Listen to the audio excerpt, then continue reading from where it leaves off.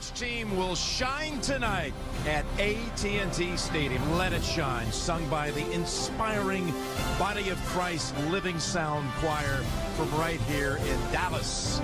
As we bring you inside, somewhere in the neighborhood of 80,000 will be on hand. 66 games played to get to this point, and 2 heavyweight programs left standing for the biggest title of all. National champion. Will it be Kentucky or will it be Connecticut? Ladies and gentlemen, welcome to Championship Night.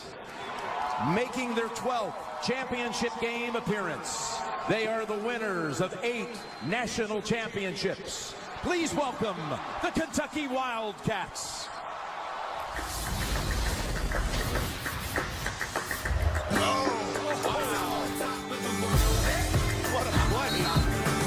Kentucky is making a run.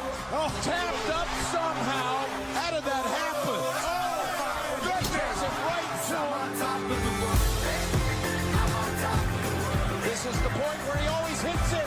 Oh, beyond belief. Kentucky has done it again. We are Kentucky. Let's go, Cats.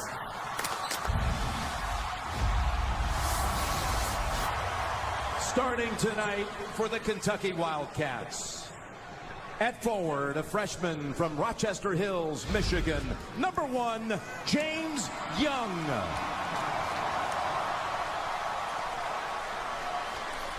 At guard, a freshman from Richmond, Texas, number 2, Aaron Harrison.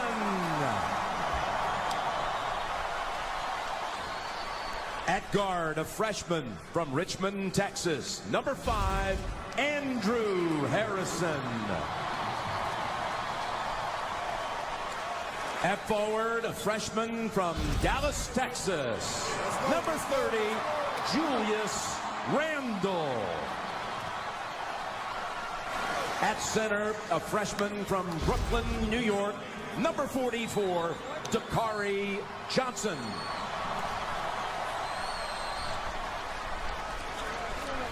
Time before he got an attempt off on Saturday. Harrison, Andrew down low, Dakari Johnson, and this time he scores on the inside.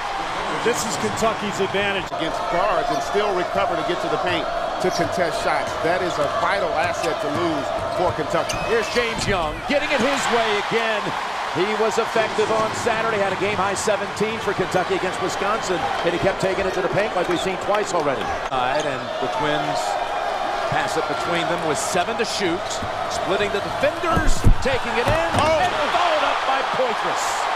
He puts the exclamation point on so many follow-ups. Best offense at times is a shot at the rim. You're going to see the effort of Poitras showing no. The switch off.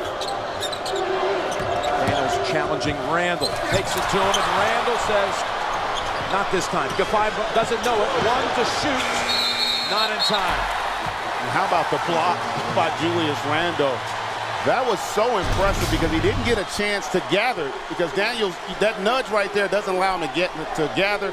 Still able to elevate and block that cleanly. That is an impressive play defensively. in terms of how they run their pick and roll to attack what they're seeing.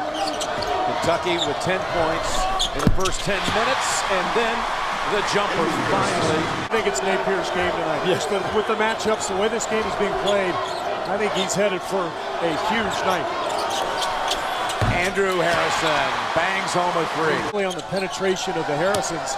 So now, how do you make the adjustment? You're not an elaborate offensive scheming team, and you got a bunch of freshmen. So this is a huge challenge. Young's able to knock that one down. And Daniels picks up his second, so he had to go to the bench. And a steal. That is Aaron Harrison knocking it down. The steal and the dunk. And a quick 5-point flurry for the Cats. It's like that. The length of the zone by Aaron Harrison comes up with the steal. Finally, Kentucky showing some confidence. Shots from 3 tonight. Put them in the last minute, though. They always go. And here's Nolan. Denied by Randle. The second magnificent block tonight. Andrew Harrison again. Got the tough angle, but got the pass out, and Young is able to hit the jumper. And that play is important because Andrew Harrison made a play for a teammate. Allows Kentucky's size to have more impact. They're so big in the backcourt as well as the front line that there's not a lot of space to operate for UConn. And 3 more by Andrew Harrison.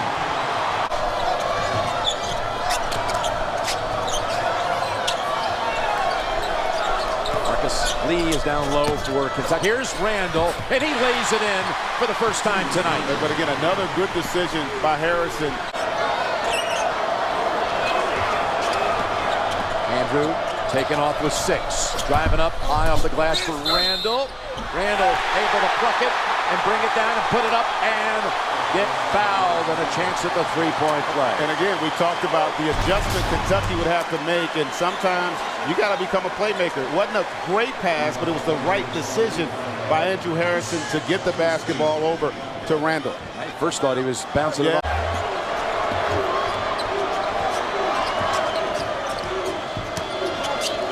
Randall feeds it outside, and that is the shot. Once again, we've seen in the late going over and over by Aaron. Napier gives it up, and another clean block, they say, by Kentucky. And it's going to stay with UConn.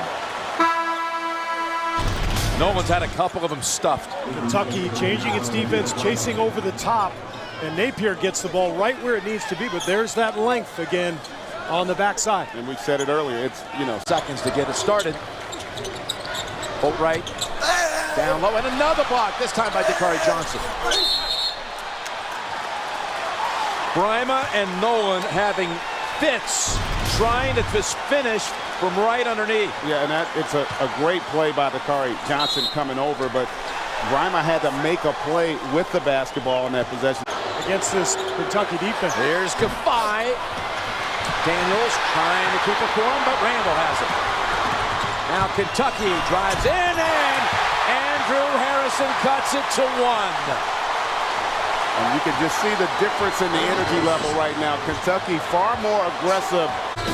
With their defense and their transition game, there's Harrison getting all the way to the rim, and the lead down to 1.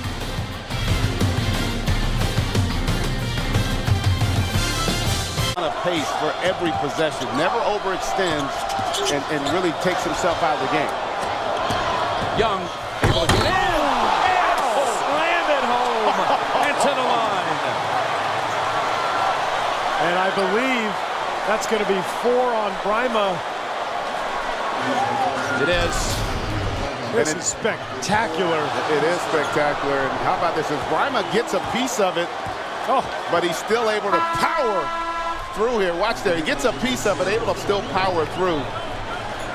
And that possession, too. Really, that's Terrence Samuel. Off the back of that one, too. Off the back of the rim. Couple of empty trips for the Huskies. And Harrison dishes to Dakari Johnson for the easy 2. And now, again, a momentum shift. And live from Lexington, a 6-0 run that's really been fueled. The spark came by Young campus, where many a banner flies. They go crazy over that shot. Here's Randall getting in. Wow. Oh, my goodness, what a move there. One of his best moves in the whole tournament. A great play there. They've run that play throughout the tournament. Right to make plays.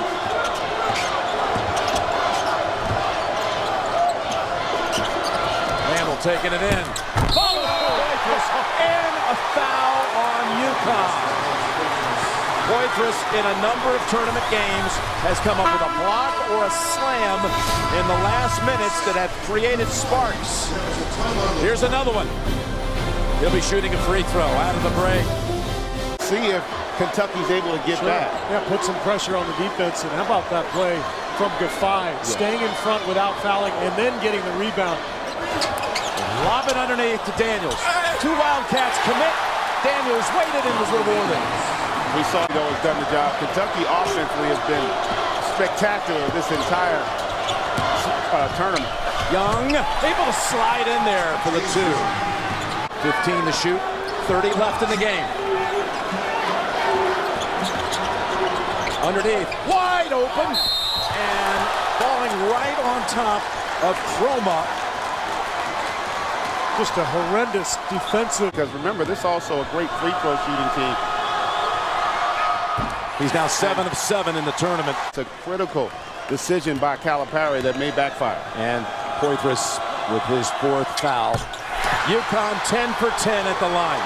No threes. If you're UConn, play the three-point line. Make this into a 3-possession game, not a 2-possession. Saved by Harrison. Takes the shot. Ball back out to Andrew for the 3, and that one's off. Tapped under the hands of Boatwright with 5 seconds, and this most improbable tournament run comes to an end with a UConn championship. The Huskies once again are in basketball heaven.